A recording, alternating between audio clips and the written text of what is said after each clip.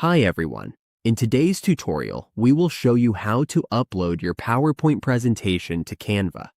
This is a great way to edit, enhance, and redesign your slides using Canva's creative tools. Let's get started. On your Canva dashboard, all we need to do is click the Create button here in Canva.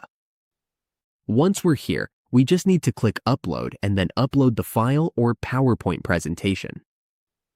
Now, Show Files here. We have a sample PowerPoint. As you can see, the file type is a PowerPoint presentation. After selecting it, just click Open. Let's wait for it to upload so we can edit it in Canva.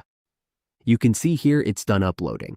Now we will open this file so we can edit it in Canva. Here is your Canva dashboard.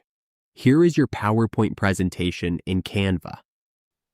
Now you can start editing your presentation. You can add more designs using Canva. And that's how we upload a PowerPoint presentation to Canva. With this simple process, it's easy to bring your slides into Canva and improve your presentation's design.